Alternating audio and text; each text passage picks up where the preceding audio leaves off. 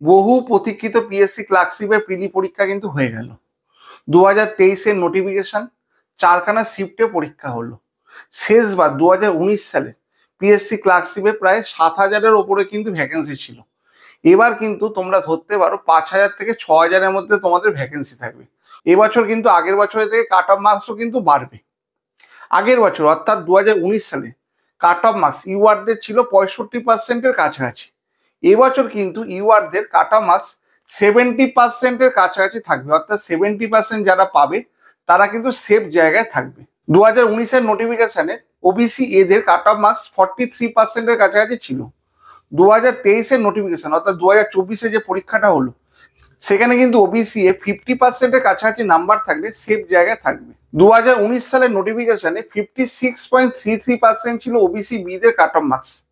এবছর অর্থাৎ 2024 সালে যে পরীক্ষাটা হলো সেখানে কিন্তু 60%-এর কাছাকাছি যাদের নাম্বার থাকবে ওবিসি বি, তারা কিন্তু একটা ভালো জায়গায় থাকবে। সি ক্যান্ডিডেটদের 2019 সালে 48.67 কাট অফ মার্কস ছিল।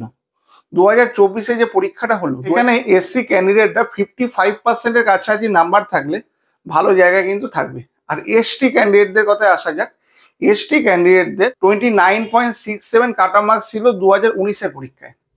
2023 সালের নোটিফিকেশনে যে পরীক্ষাটা হলো এখানে এসটি ক্যান্ডিডেটদের 40%-এর কাছাকাছি জায়গায় থাকলে ভালো জায়গায় কিন্তু তারা থাকবে।